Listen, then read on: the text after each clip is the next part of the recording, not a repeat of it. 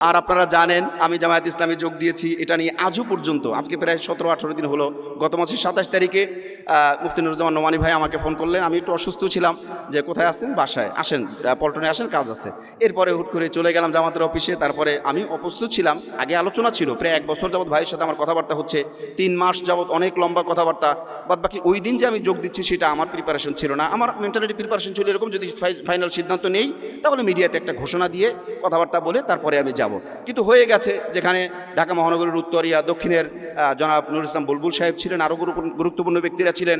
আমি যেহেতু যোগ দিয়ে ফেলেছি, তারপর আমি আর মিডিয়াতে কোনো কথা বলছি না, অথচ আমি প্রতিদিন মিডিয়াতে কথা বলা মানুষ। তো আপনারা দেখছেন যে সোশ্যাল মিডিয়াতে কি পরিমাণ আমাকে মানে বাতিল বানায় দিচ্ছে, সাহাবা বিদ্বেষী বানায় দিচ্ছে, গালিগুরুজ করতেছে, অনেক কিছু করতেছে। আমি সবটার জবাব দিতে পারি। এখন আর পিঠ বাঁচানোর সময় নাই।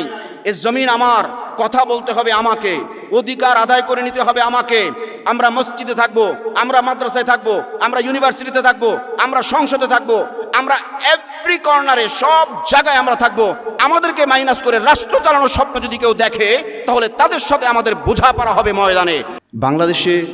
বাংলাদেশ সৃষ্টির পর থেকে এ পর্যন্ত আমি যদি দাবি করি, তাহলে আমার মনে হয় খুব বেশি দাবি করা হবে না যে আমরা ছিলাম সংখ্যাগুরু, অথচ আমরা অধিকারের দিক থেকে ছিলাম সংখ্যা লঘু।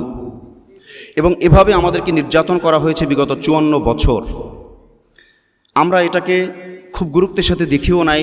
চাচা আপনা যান বাঁচা, এমন একটা নীতিতে আমরা অনেকেই চলছি, এখনও চলছি। এই জিনিসগুলো কোনোভাবেই কাম্য নয়। কেন কাম্য নয়? আপনি একটা জিনিস যদি খেয়াল করেন, তাহলে আপনি পরিষ্কার করে দেখতে পাবেন যে ঢাকা ইউনিভার্সিটিতে আজকে আমাদের যে ভাইয়েরা সেখানে তাদের অবস্থান তৈরি করে নিয়েছে, এটা কিন্তু আমি মনে করি হাজা মিন ফাদলি রব্বি, আল্লাহর পক্ষ থেকে নিতান্তই দান। এবং এটা এমনি এমনি হয় নাই, এটা লম্বা সময় ত্যাগের ফসল। আজকে আমি যদি দাবি করি যে ঢাকা ইউনিভার্সিটিতে আজকে যারা সম্মানিত হয়েছেন, এই ভাইগুলো পদ পেয়ে, দায়িত্ব পেয়ে তারা নিজেরা সম্মানিত হয়েছেন, এটা অফকোর্স অবশ্যই সত্য। সাথে সাথে আমি এটাও দাবি করব যে ঢাকা ইউনিভার্সিটি এইরকম মেধাবী, যোগ্য, দিনদার মানুষ পেয়ে ঢাকা ইউনিভার্সিটিও সফল হয়েছে আজকের দিনে। আপনারা কি বলেন? আমি ইতিহাস থেকে যদি দাবি করি, তাহলে বলবো, অনেকেই বলবেন যে আপনি তো জামাতে নতুন যোগ দিয়েছেন, তাই মনে হয় একটু বেশি বলেন। না, আমার পরিচিতি আজকে না, আলহামদুলিল্লাহ মাঠে ময়দানে কাজ করে আমার পরিচিতি আগে থেকেই আছে, এবং আমি এমনই কথা বলি। এবং কেউ পারলে আমার কথাকে চ্যালেঞ্জ করবে, সেটা আমার সবসময় বলা আছে। দেখুন ইতিহাস কি বলে। অনেকেই হয়তো বলবেন যে ভাই আপনি যে দাবি করলেন ঢাকা ইউনিভার্সিটিতে যে শিবিরের ছেলেরা জয়লাভ করেছে, তো ঢাকা ইউনিভার্সিটি তাদেরকে পেয়ে ভাগ্যবান বা সফল হয়েছে, এটা কিভাবে? তাহলে আগে কি মেধাবীরা আসে নাই? হ্যাঁ, আগেও মেধাবীরা এসেছিল। তারা শুধুই মেধাবী ছিল, তাদের সাথে দিন কায়েমের কোনো ওয়াদা ছিল না, দিন কায়েমের কোনো চেষ্টা ছিল না, কোনো চিন্তা চেতনা পর্যন্ত ছিল না। কি বলেন, ঠিক কিনা? হ্যাঁ, আপনি বলতে পারেন তারাও তো ধর্মকর্ম করেছে, অবশ্যই ধর্মকর্ম করেছে, তারা পার্সোনালি ধর্মকর্ম করেছে। তারা দিন কায়েমের কোনো চিন্তা ঢাকা ইউনিভার্সিটি সহ বাংলাদেশের কলিজা ঢাকা ইউনিভার্সিটি, এখান থেকে কোনো পরিকল্পনা তারা করে নাই। বরং আমরা দেখেছি, ইতিহাস আমাদেরকে চোখে আঙুল দিয়ে দেখায় দেয় যে ঢাকা ইউনিভার্সিটিতে এমন এমন মানুষ ছিল যারা চরম পর্যায়ে ধর্ম বিদ্বেষী ছিল। ধর্মকে কিভাবে মাইনাস করা যায়, ধর্মকে কিভাবে ক্ষতিগ্রস্ত করা যায়, এই চেষ্টা তারা অনাবরত করেছে। এবং আমাদের কোমলমতি ছেলে মেয়েদেরকে তারা ব্রেন ওয়াশ করে নষ্ট পর্যন্ত করেছে।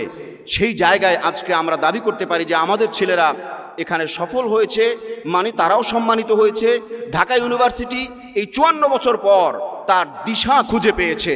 আজকে আপনি হয়তো বলবেন, ভাই এটা তো ঢাকা আলিয়া না, এটা তো লালবাগ মাদ্রাসা না, এটা তো কওমি মাদ্রাসা না, এটা তো মাদ্রাসাই না, এটা তো একটা ইউনিভার্সিটি, এখানে তো জেনারেল শিক্ষা হবে, এখানে দিন কায়েমের কথা কেন আসবে?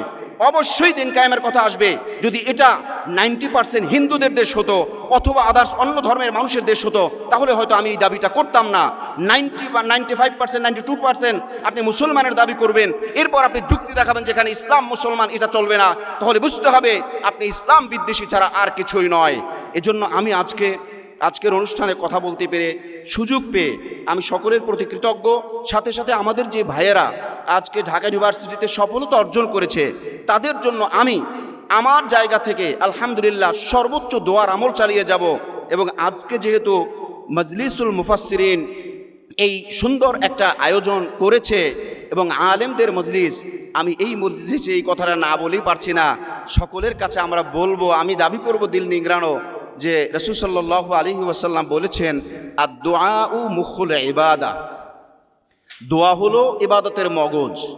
তাহলে যে সকল ভাইয়েরা সফল হয়েছেন, আমরা দেখেছি তারা সফলতা অর্জন করার পরে তারা কিন্তু কেঁদেছেন, তারা আনন্দে লাফায়নি। যেহেতু তারা কেঁদেছেন, সেহেতু তাদের জন্য আমাদের দোয়া করা দরকার। তারা যেন সফলতার সাথে তাদের হাতে যে টাইম, সেটা যেন সুন্দর ইউজ করে তারা যেন ইসলাম কায়েমের, দিন কায়েমের সর্বোচ্চ চেষ্টা তারা করতে পারে, এবং সুন্দর ফল যেন তারা জাতিকে দিতে পারে, এবং আমরাও যেন তাদের থেকে লাভবান হতে পারি। এবং বাংলাদেশ যেন স্বীকার করে যে না, 54 বছর পরে ডাকসুতে যে নেতৃত্ব এসেছে, এটা যদি 54 বছর আগে আসতো তাহলে বাংলাদেশ দুনিয়ার জান্নাত হয়ে যেত। এটা যেন মানুষ উপলব্ধি করে। এই ছিল আমার একটা কথা। আমি আর একটা কথা বলে আমার আলোচনার রীতি টানবো, সেটা হলো ওয়াতাসিমু বিহাবলিল্লাহি জামিআ ওয়ালা তাফাররাকু। এখানে সবাই ওলামায়ে কেরাম, আপনারা জানেন যে আমি মিডিয়াতে টুকটাক কথাবার্তা বলি এবং অনেক সময় অনেক লম্বা কথাও বলি। এটা আমার জগতে, আমি আমার মতো বলি, আম জনতাদের জন্য বলি। আলেমদের মজলিসে আমি সবসময় বিনয়ী, আমি সবসময় পেছনের কাতারের মানুষ, এবং সবসময় আমি ছোট কথা বলতে পছন্দ করি আলেমদের মজলিসে। কিন্তু ওয়াতাসিমু বিহাবলিল্লাহি জামিআ ওয়ালা তাফাররাকু, এই আয়াতের তর্জমা তাফসির এখানে সবাই আমার চাইতে ভালো জানেন।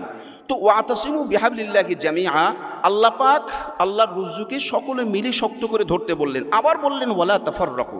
আল্লাহ যদি ওয়ালা তাফাররাকু নাও বলতেন তাও দ্যাটস এনাফ, এটা কামিয়াব, মানে কামেল ছিল, এটা কমপ্লিট ছিল যে ওয়াতাসিমু বিহাবলিল্লাহি জামিআ, শেষ। ওয়ালা তাফাররাকু বলার মানে কি? এখানে আমাদেরকে পৃথক হইতে নিষেধ করা হয়েছে, অথচ বিগত 54 বছরে আমরা ওলামায়ে কেরামে বিভিন্ন দলে উপদলে বিভক্ত হয়ে আমরা রয়েছি।